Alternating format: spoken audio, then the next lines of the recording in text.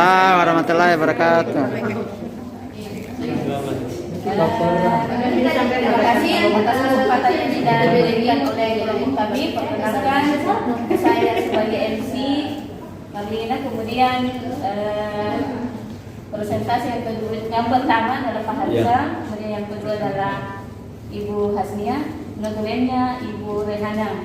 Untuk mempersingkat waktu kepada Pak Hamza, silakan.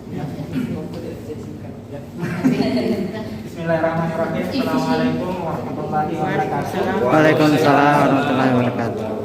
Baik Bapak dan Ibu, calon guru penggerak dan para pendamping kami dari kelompok sahabat SD.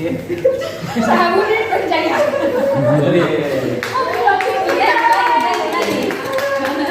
Ulang ya, tahu. Kurang semangat.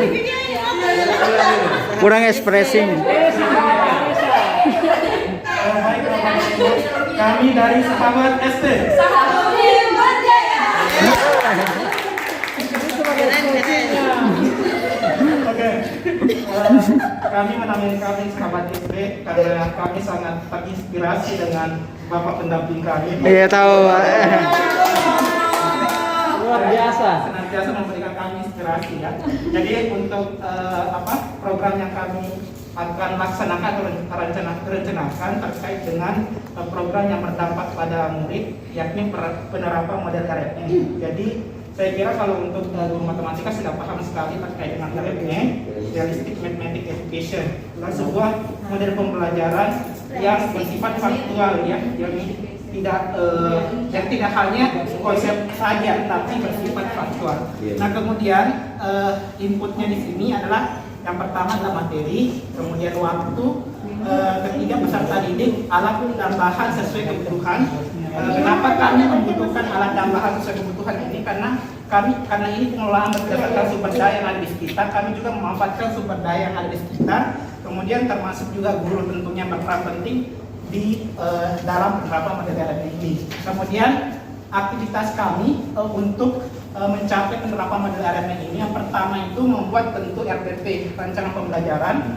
Rancangan pembelajaran ini tentu harus sesuai dengan sintaks yang ada di model RME, karena setiap model itu ada sintaksnya tersendiri. Kami menyesuaikan dengan itu. Yang kedua, memilih materi yang sesuai dengan RME, ya, memilih materi yang sesuai dengan RME, yang kira-kira bisa direalistikkan matematikanya, konsep matematikanya. Kemudian yang ketiga, yang keempat itu menggunakan sumber daya yang ada di lingkungan sekitar dalam PDM. Jadi seperti tadi yang kami katakan di awal, bahwa karena ini berdampak pada murid, kemudian sumber daya yang ada di sekitar itu juga dimanfaatkan, sehingga di dalam proses pembelajaran ini juga kita memanfaatkan sumber daya yang ada di sekitar. Itulah makanya dikatakan realistik, lebih nyata konsep matematikanya. Kemudian menyiapkan soal-soal kontekstual yang akan nanti diberikan kepada peserta didik, kemudian memberikan kesempatan ke peserta didik untuk mengkomunikasikan hasilnya. Jadi karena ini bersifat kolaboratif, nanti program ini nanti di akhir sesi ada mungkin 1-2 orang dari hasil komunikasi kelompok itu untuk menyampaikan hasil komunikasinya. Kemudian membentuk kelompok sesuai pemetaan kebutuhan. Jadi kami juga memperhatikan diferensiasi yang ada di anak-anak itu. Jadi kami juga memperhatikan kebutuhan belajarnya. Dan itu nanti kita kelompokkan, karena tidak mungkin dalam satu pembelajaran itu kita samakan semua tugas-tugasnya. Saya kira itu sudah dipelajari di pembelajaran diferensiasi.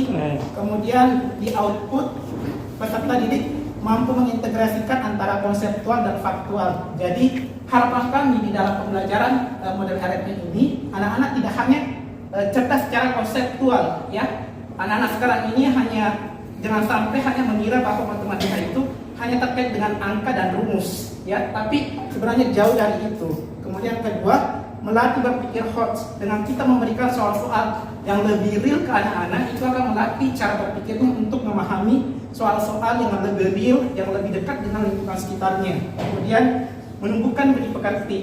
Kenapa kemudian model ini dapat juga menumbuhkan budi pekerti? Karena di situ ada kerja kolaboratif. Kemudian kedua, di situ nanti akan diberikan kesempatan kepada peserta didik untuk tampil di depan menyampaikan hasilnya.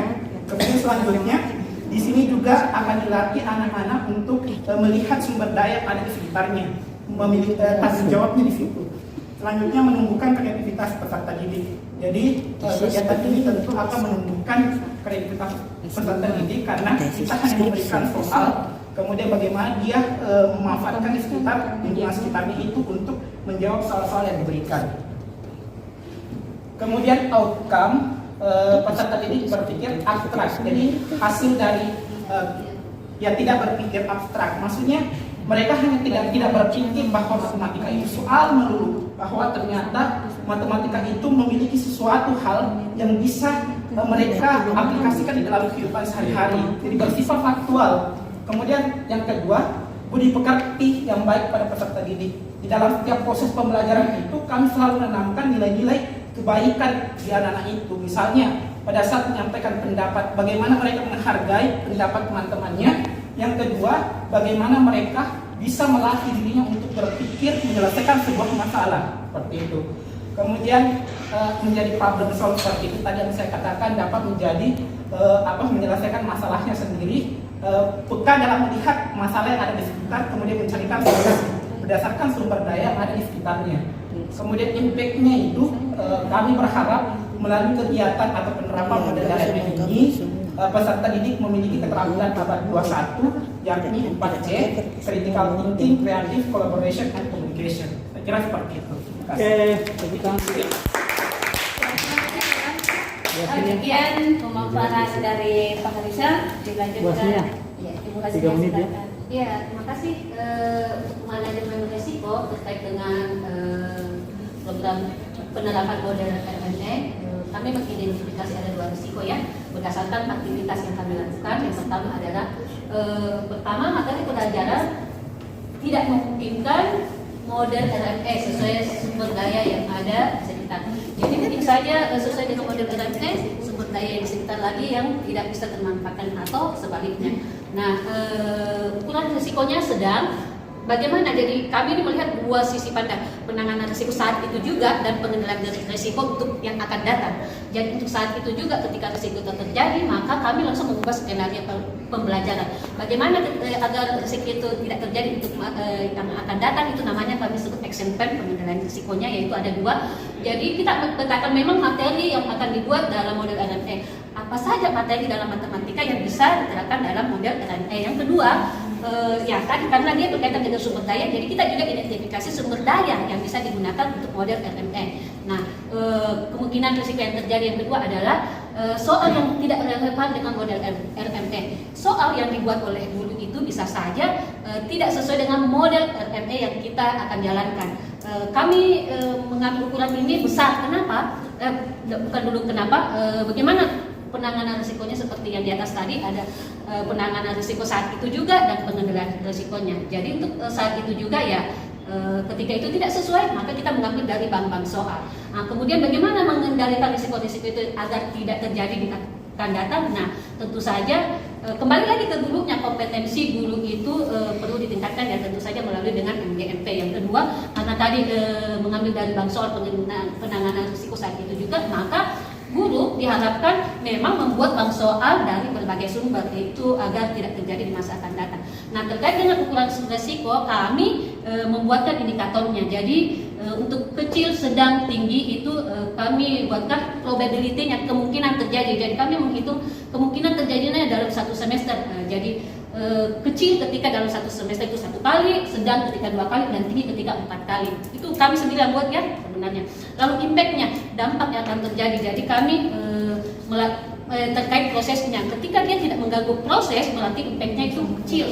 Lalu ketika dia cukup mengganggu proses, maka impact-nya maka dia sedang. Lalu ketika sangat mengganggu proses, maka dia impact-nya tinggi. Berdasarkan inilah kami menetapkan ukuran risikonya. Nah, itu makasih.